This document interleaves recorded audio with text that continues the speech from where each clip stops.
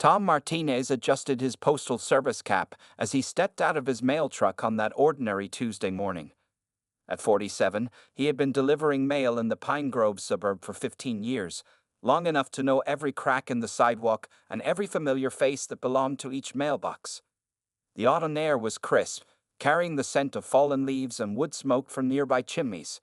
Tom checked his watch, 10:15 a.m. He was right on schedule as always. His colleagues often teased him about his punctuality, nicknaming him Timeline Tom, but he took pride in his consistency. As he organized the day's mail in his carrier bag, Mrs. Peterson from number 342 waved from her front porch. She was watering her prized petunias, same as she did every Tuesday morning. Tom waved back, remembering how she had given him a jar of homemade strawberry jam last Christmas. These small interactions were what made his job special. The weight of the mailbag felt heavier than usual today. The holiday season was approaching, and catalogs were starting to flood in. Tom had noticed how online shopping had changed his job over the years. Fewer personal letters, more packages. Still, he missed the days when he delivered handwritten letters and postcards from faraway places. Walking down Cedar Street, Tom's mind wandered to his daughter's upcoming college applications. Jenny was a senior in high school now, and time had passed too quickly. It seemed like yesterday when he used to carry her on his shoulders during their weekend walks. Now she was talking about studying marine biology on the other side of the country. The houses on his route were mostly well-maintained single-family homes, with neat lawns and carefully trimmed hedges. Number 384 stood out slightly. Its paint was beginning to peel, and the garden showed signs of neglect. Tom knew Margaret Thompson lived there alone since her husband Robert passed away last year. He had delivered mail to them for over a decade, watching their grandchildren grow up through holiday card photos. Tom remembered how Robert used to sit on the porch every afternoon, reading his newspaper and offering a friendly wave. After his death, Margaret rarely came outside anymore. The only regular visitor seemed to be her teenage granddaughter, Sarah, who Tom occasionally saw stopping by after school. As he approached the Thompson house, Tom noticed the curtains were drawn, as they had been for months now. The morning newspaper still lay at the end of the driveway, unusual for Margaret, who typically collected it first thing in the morning. A small detail, but Tom had learned to notice such things over the years. The mail for number 384 today included the usual assortment: a few bills, a magazine subscription, and what looked like a letter from Margaret's sister in Florida. Tom had delivered enough mail to recognize the distinctive handwriting. He remembered Margaret mentioning once how her sister wrote to her every month, refusing to switch to email despite Margaret's suggestions. Just as Tom reached the bottom of the Thompsons' driveway, a gust of wind scattered some fallen leaves across his path. The sky had begun to cloud over, suggesting rain might be on the way. He quickened his pace slightly, hoping to finish his route before the weather turned. Little did Tom know that in just a few minutes, this ordinary Tuesday would become anything but routine.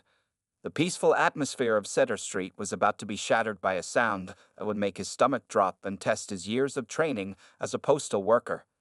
He paused for a moment, adjusting the mail in his hands and double-checking the address on a package. The house numbers glinted in the weak sunlight. 384 Cedar Street. The brass numbers, slightly tarnished with age, seemed to watch him silently as he approached the mailbox. In his 15 years on this route, Tom had seen many things: birthday celebrations, moving days, family reunions, and occasional disagreements. He had been present for moments of joy and sorrow, always as a quiet observer, a reliable constant in the neighborhood's daily life. But nothing in his experience had prepared him for what was about to unfold at the Thompson residence. The clock on his phone showed 10:23 a.m. as he reached for the mailbox.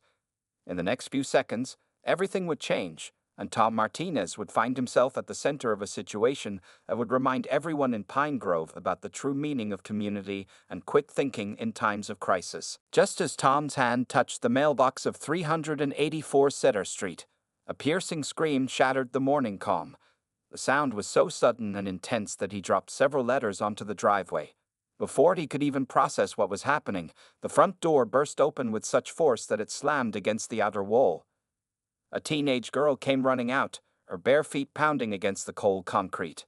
It was Sarah Thompson, Margaret's granddaughter, but Tom had never seen her like this before. Her face was pale as paper, and her dark hair was falling loose from its ponytail. She was wearing a light blue sweater and jeans, but her feet were completely bare despite the chilly morning air. "Help, please, somebody help." Sarah's voice cracked as she stumbled down the driveway. Her eyes were wide with panic, and she was shaking so badly she could barely stay upright. Tom noticed she was holding her phone in her trembling hands, but she seemed unable to dial. Without hesitation, Tom dropped his mail bag and rushed toward her. Sarah nearly collapsed into his arms, her whole body trembling. Up close, he could see tears streaming down her face, and her breathing was coming in short, desperate gasps.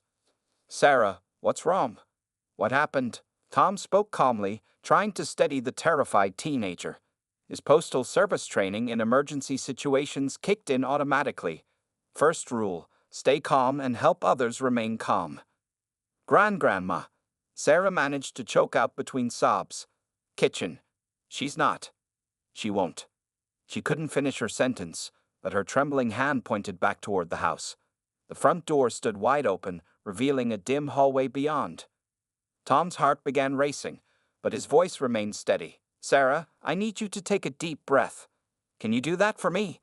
He gently guided her to sit on the nearby garden bench, noticing how cold her bare feet felt when they brushed against his hand. As Sarah struggled to catch her breath, Tom pulled out his phone. His fingers moved quickly, dialing 911. The dispatcher's voice came through clearly. 911, what's your emergency?" "This is Tom Martinez.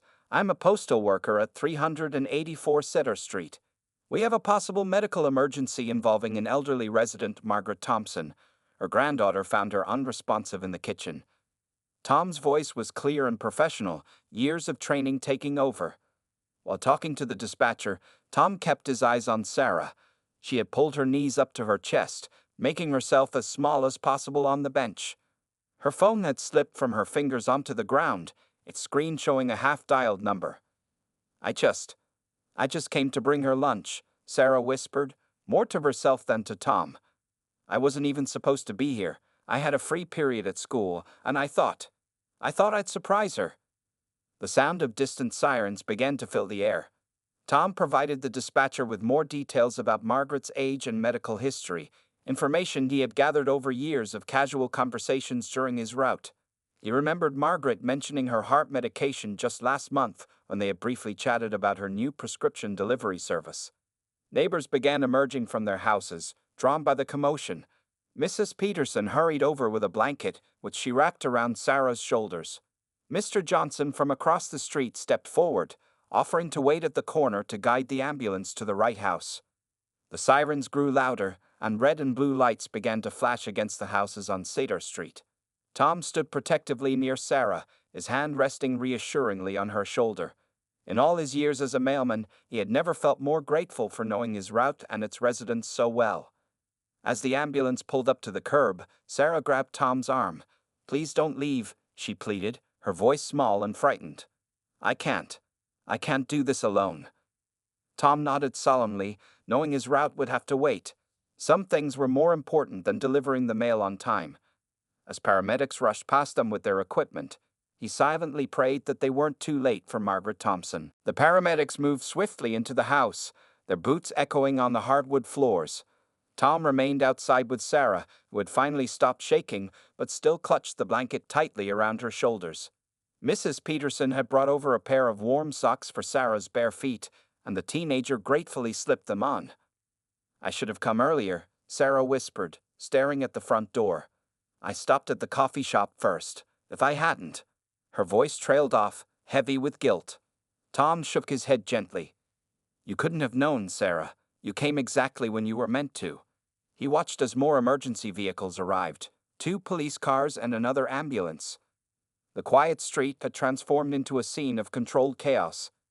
Inside the house, they could hear the paramedics calling out medical terms and numbers. Their voices were urgent but professional. Tom recognized one of them as Jake Miller, whose mail he delivered at the fire station. Knowing Jake's expertise brought him a small measure of comfort. Sarah's phone suddenly buzzed. Her mother was calling. Tom watched as the teenager's hands shook while answering. "Mom," she choked out, fresh tears flowing. "I'm at Grandma's. You need to come. Please come quickly." The conversation was brief, filled with broken sentences and sobs.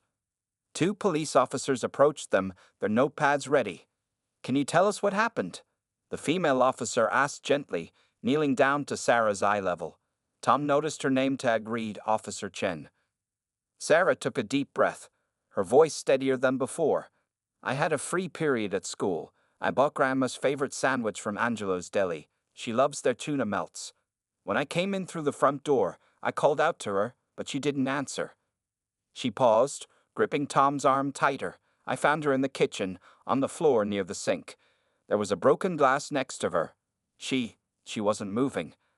I tried calling her name, shaking her shoulder, but she wouldn't wake up." Officer Chen nodded sympathetically, writing in her notepad. "Did you notice anything unusual about the house when you arrived? Was the door locked?" "I used my key. Mom gave me one after Grandpa died last year. Everything looked normal. Grandma's coffee cup was still on the counter, half full." Sarah's voice cracked again. "She was supposed to play bridge with her friends this afternoon. She told me yesterday she was looking forward to it." Just then, Jake the paramedic emerged from the house. His face was serious but not grim, a distinction Tom had learned to recognize over years of observing emergency situations on his route. "We've stabilized her," Jake announced. "She's breathing on her own. We need to get her to the hospital immediately. It appears to be a cardiac event. The quick response time may have made all the difference." Relief washed over Sarah's face, though concern still lingered in her eyes. "Can I ride with her in the ambulance?" Jake nodded. "Of course. We're taking her to Memorial Hospital. They have an excellent cardiac unit." As the paramedics carefully wheeled Margaret out on a stretcher, Tom could see she was conscious, though confused. An oxygen mask covered her face, but her eyes were open, searching until they found Sarah. She weakly raised her hand, and Sarah rushed forward to grasp it. "I'll follow right behind you," came a voice from the gathering crowd. Sarah's mother, Linda, had arrived, her face flushed from rushing over. She hugged her daughter tightly before turning to Tom. "Thank you for staying with her. Mom always said you were an angel disguised as a mailman." Tom smiled modestly. "Just doing what anyone would do. You focus on Margaret now. I'll make sure the house is secured before I leave." As the ambulance pulled away, its sirens now silent but lights still flashing, the neighbors gradually dispersed. Tom watched Linda follow the ambulance in her car, while Officer Chen finished securing the house. The broken glass in the kitchen had been swept up, and the coffee cup washed and put away, small acts of kindness from the emergency responders. Standing on the sidewalk, Tom picked up his scattered mail from earlier. The morning's events had barely taken 30 minutes, but they had reinforced everything he believed about community and being there for each other. He knew his route would be late today, but some delays were worth every minute. The emergency room at Memorial Hospital was bustling with activity when Tom arrived after finishing his route. He had debated whether to come, not wanting to intrude on a family matter, but his concern for Margaret and Sarah had won out. He found Linda and Sarah in the waiting room, both looking exhausted but less panicked than earlier. "Tom, you came," Sarah said, managing a small smile. She had changed into proper shoes now, but still wore Mrs. Peterson's borrowed socks. The waiting room's fluorescent lights made her face look even paler than before. Linda looked up from her phone, where she'd been texting family members. "The doctors are running tests right now. They said it was definitely a heart attack, but they caught it in time." She reached over and squeezed her daughter's hand. If Sarah hadn't decided to surprise her with lunch. The unfinished sentence hung in the air. They all knew what could have happened if Sarah hadn't made that spontaneous decision to visit during her free period.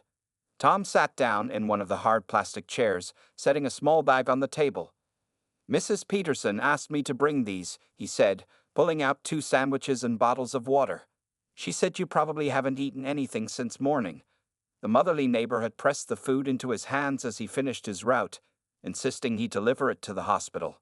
Sarah realized she was still holding the paper bag from Angelo's Deli, the tuna melt she'd bought for her grandmother hours ago, now cold and forgotten. Her hands started trembling again, and Tom gently took the bag from her, replacing it with Mrs. Peterson's fresh sandwich.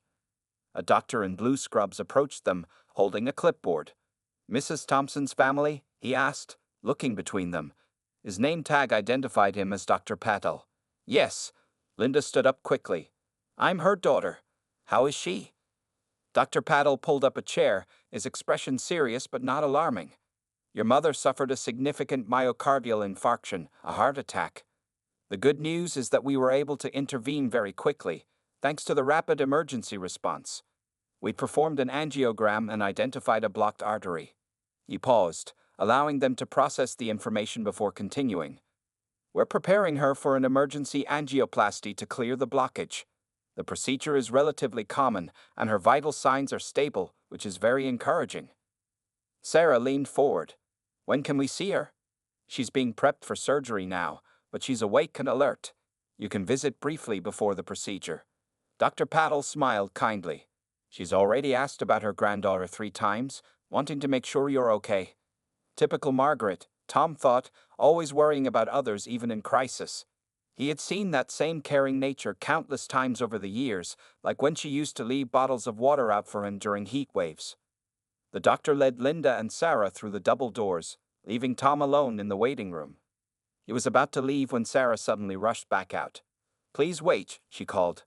Grandma wants to see you too. Tom followed her through the hospital corridors to a pre-op room where Margaret lay surrounded by monitoring equipment. Despite the circumstances, she managed to smile when she saw him. The oxygen mask had been replaced by a nasal cannula, allowing her to speak.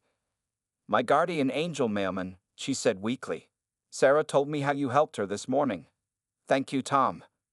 Just happened to be in the right place at the right time, Tom replied modestly. Been delivering your mail for 15 years. Couldn't let anything happen to my favorite customer. Margaret's eyes crinkled with amusement. Favorite, am I? What about Mrs. Peterson and her famous Christmas jam? Even in this serious moment, her sense of humor shone through. A nurse appeared in the doorway, signaling it was time for the procedure. Tom stepped back, letting the family say their temporary goodbyes. As he walked back to his truck in the hospital parking lot, Tom thought about the strange turns life could take. This morning, he had been worried about being late with his deliveries. Now, those concerns seemed trivial compared to what had unfolded. His phone buzzed with a text from Mrs. Peterson, asking for an update. The neighborhood grapevine was already active, with concerned residents waiting to hear about Margaret. Tom smiled, knowing that in times of crisis, communities showed their true strength. He began typing a response, grateful to be part of this caring network of neighbors who looked out for each other. The surgical waiting room grew more crowded as evening approached. Sarah's older brother Michael had arrived from college, and several of Margaret's bridge club friends sat quietly in the corner, their usual card game forgotten.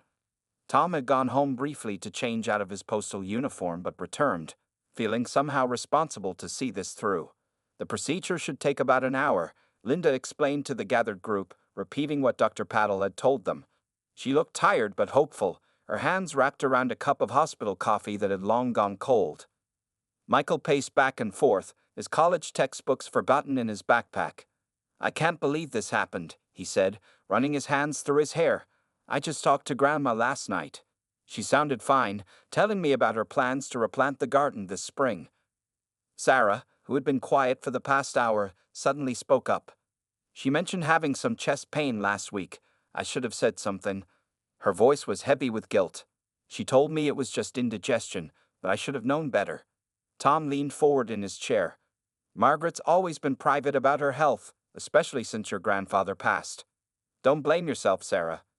You did everything right today when it mattered most. Mrs. Davidson, the leader of the bridge club, nodded in agreement. That's right, dear. Margaret wouldn't want you carrying that burden. She's always been stubborn about not wanting to worry anyone. Remember last winter when she insisted on shoveling her own driveway? The memory brought a small smile to Sarah's face. She remembered how her grandmother had refused help, saying she'd been clearing snow since before any of them were born. It was just last week that Margaret had been giving her advice about college applications, sharing stories about her own youth and dreams. A new doctor entered the waiting room, different from Dr. Pathel. Her scrubs were fresh, and her face carried good news before she even spoke. Thompson family? Everyone stood up at once, creating a small crowd around the doctor. She smiled reassuringly. The procedure went very well. We successfully cleared the blockage and placed a stent in the affected artery. Mrs. Thompson is in recovery now and doing exactly as we'd hope." The relief in the room was palpable. Linda burst into tears, hugging her children. The bridge club ladies clasped hands, and Tom felt a weight lift from his shoulders he hadn't even realized he was carrying. "When can we see her?" Michael asked. His pacing finally ceased. "She'll be in recovery for about an hour, then we'll move her to the cardiac care unit. Family can visit briefly tonight, but she needs rest. Tomorrow will be better for longer visits." The doctor looked at her chart. "I must say, Mrs. Thompson is remarkably strong for her age. Her quick treatment today made all the difference." As the doctor left, Sarah turned to Tom. "You're staying to see her too, right? You're practically family after all these years." Tom felt touched by the invitation but shook his head.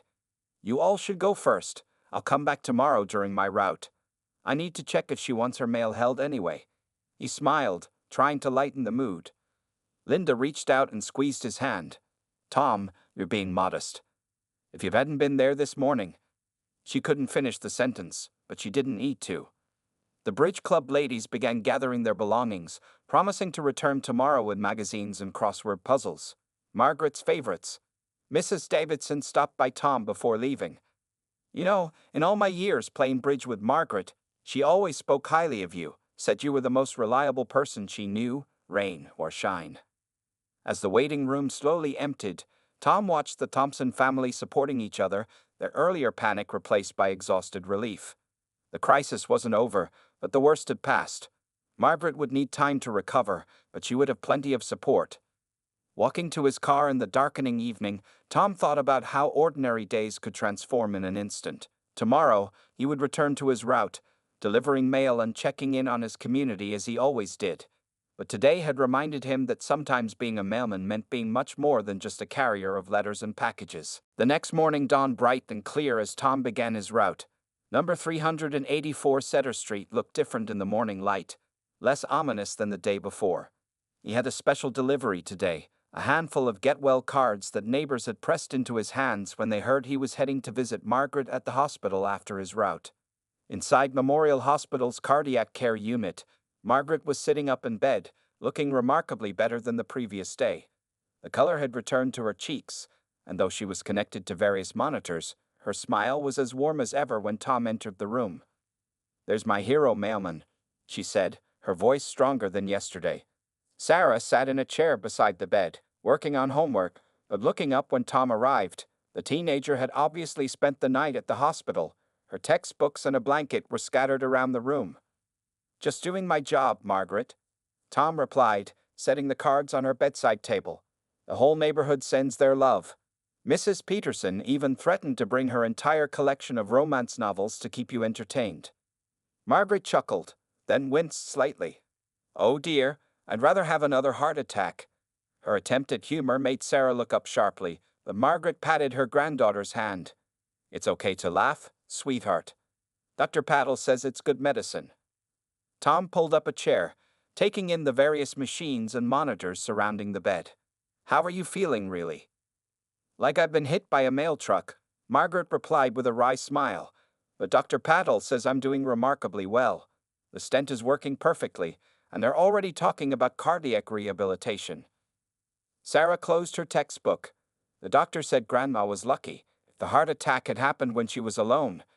She couldn't finish the sentence, the fear of what might have been still too fresh. "But it didn't," Margaret said firmly, "because my thoughtful granddaughter decided to bring me lunch, and because our wonderful mailman knew exactly what to do in an emergency." She reached for both their hands, squeezing them weakly but meaningfully. A nurse entered to check Margaret's vitals, expertly working around the small gathering. "Your numbers look good, Mrs. Thompson. The doctor will be by shortly to discuss your discharge plan. Probably another day or two of observation." Tom watched as the nurse adjusted medications and made notes.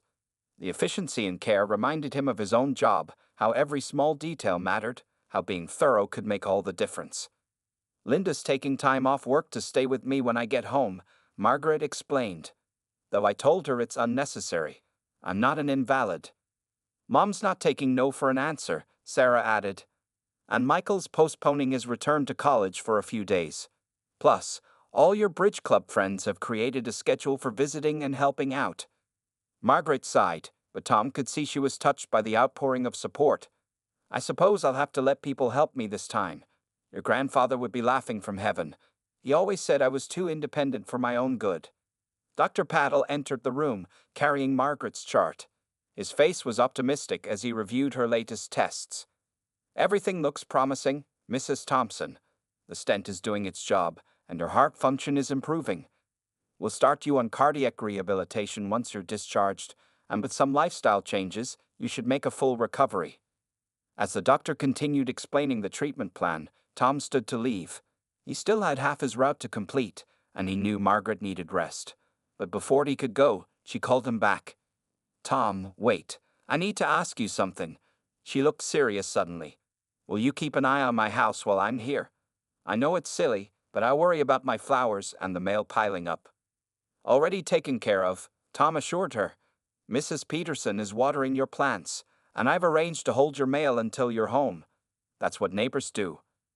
As he walked back to his truck, Tom felt a deep sense of satisfaction. Yesterday's emergency had reinforced what he'd always known, that being a mailman wasn't just about delivering letters. It was about being part of a community, about noticing when things weren't right, and about being there when people needed help. Over the next few weeks, Tom watched Cedar Street transform into a hub of community support. Every day on his route, he observed different neighbors coming and going from number 384, where Margaret was now recovering at home. The once neglected garden was coming back to life as volunteers took turns tending to it. Mrs. Peterson had organized a meal train, and Tom could smell different home-cooked dishes wafting from the kitchen each time he delivered mail. Today, it was Mrs. Chen's famous chicken soup, its aroma mixing with fresh-baked bread from the Anderson family next door. Linda had converted the living room into a temporary bedroom for Margaret, making it easier for her to move around without climbing stairs. Through the front window, Tom often saw Sarah sitting with her grandmother, working on homework while Margaret did her prescribed exercises. The cardiac rehabilitation is harder than I expected, Margaret admitted one morning when Tom brought a package to the door. She was walking with a new cane, determined to maintain her independence. But Sarah keeps me honest. She won't let me skip a single exercise. Sarah, who was spotting her grandmother as she practiced her walking, grinned. Someone has to be the tough one. Besides, Dr. Paddle says you're making excellent progress. The Bridge Club ladies had relocated their weekly games to Margaret's house, turning them into informal therapy sessions. Tom could hear their laughter through the open windows as he passed by, the familiar sound of shuffling cards mixing with gentle encouragement and friendly banter. We're not letting her win just because she's recovering, Mrs. Davidson called out to Tom one afternoon, though she's still beating us more often than not. Margaret's recovery became a neighborhood project. Mr. Johnson, a retired carpenter, installed handrails in strategic locations around the house. The high school students next door took turns shoveling snow from her driveway. Even the local grocery store started delivering her orders for free, the owner remembering how Margaret had helped his family when they first moved to the neighborhood years ago. Tom noticed other changes too. Sarah had taken to checking on her grandmother every day after school, often bringing classmates who would help with chores or just sit and chat. The teenager had grown more confident, less hesitant about taking charge when needed. 1 month after the heart attack, Tom arrived with a special delivery, a thick envelope from Sarah's dream college. He found both Sarah and Margaret in the garden, where they had been planting spring bulbs together, Margaret supervising from her new outdoor chair. It came. Sarah exclaimed, her hands dirty from gardening as she reached for the envelope. She hesitated, looking at her grandmother. Should I open it now? Margaret nodded encouragingly. Tom, you should stay too. You're part of this story now. With trembling fingers, Sarah tore open the envelope. Her eyes scanned the letter, growing wider by the second. I got in, full scholarship to the marine biology program. The joy on Margaret's face matched her granddaughter's. Your grandfather would be so proud, she said, tears in her eyes. He always said you had the mind of a scientist. Tom watched as grandmother and granddaughter hugged, careful of Margaret's healing chest but full of emotion. The moment felt like a victory not just for Sarah, but for everyone who had come together during the crisis. We'll have to celebrate, Margaret declared. Though I suppose I'll have to let others do the cooking for now. She smiled at Tom. You'll come to the party, won't you? After all, if you hadn't been there that day. Wouldn't miss it, Tom assured her, thinking how different things might have been if Sarah hadn't decided to bring lunch that day, if he hadn't been on his route at that exact moment, if the community hadn't rallied together afterward. As he continued his route, Tom reflected on how the past few weeks had changed everyone. Margaret was growing stronger each day, Sarah had found her calling, and the neighborhood had discovered its own strength in coming together to help one of their own. The late afternoon sun cast long shadows across Cedar Street as Tom finished his deliveries. Through Margaret's window, you could see Sarah showing her college acceptance letter to the bridge club ladies who had arrived early for their game. The scene was ordinary and extraordinary at the same time, a reminder that sometimes the most important deliveries weren't the ones in his mailbag. 3 months after the heart attack, Cedar Street gathered for a dual celebration in Margaret's backyard. Colorful streamers decorated the fence, and tables overflowed with potluck dishes. The occasion marked both Margaret's full recovery and Sarah's high school graduation. Tom arrived after finishing his route, still in his postal uniform, but carrying a small gift-wrapped package. The backyard had transformed since that frightening day in autumn. Spring flowers bloomed in beds that Sarah and her grandmother had planted together during recovery, and new chairs dotted the patio where Margaret now held her bridge club meetings. Tom, Margaret called out, walking toward him without her cane. Her steps were confident, and her color was healthy. I was hoping you'd make it. Sarah insisted we couldn't start without our hero Mailman. Sarah, wearing her graduation cap and gown, rushed over to hug him. I used that story in my college application essay, about how a community comes together in crisis and how sometimes heroes wear postal uniforms instead of capes. The neighborhood had turned out in full force. Mrs. Peterson was arranging her famous casseroles on the buffet table, while Mr. Johnson showed off the new garden bench he'd built for Margaret. The bridge club ladies had set up their card table in the shade, though today they were sharing stories instead of playing. Would you believe, Mrs. Davidson announced to the gathering, that Margaret's doctor said she's doing better than patients half her age? All that stubbornness finally paid off. Margaret laughed, a sound that had become wonderfully common again. It wasn't stubbornness that did it, it was having the best support system anyone could ask for. She gestured around the yard at her neighbors, friends, and family. Linda brought out a large cake decorated with congratulations for both Margaret and Sarah. As people gathered around, Sarah's mother clinked her glass for attention. I want to propose a toast, Linda began, her voice thick with emotion. To my mother, who showed us all what strength really means. To my daughter, who's heading off to study marine biology with a full scholarship. And to this amazing community, especially Tom, who reminded us that heroes come in all forms. Tom felt himself blushing as heads turned his way. I just did what anyone would do, he protested. But that's just it, Margaret said, taking his arm.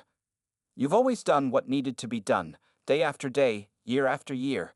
You noticed when something was wrong that morning because you cared enough to pay attention. Sarah nodded in agreement. And now, thanks to everyone here, Grandma will be around to see me graduate college, maybe even get married someday. She grinned as her grandmother pretended to swat her with a napkin. As the party continued into the evening, Tom watched the interactions around him. Margaret was teaching some of the neighborhood kids how to play bridge, while Sarah showed off her college acceptance letter to anyone who hadn't seen it yet. Linda and Michael were setting up lawn chairs for an impromptu outdoor movie later.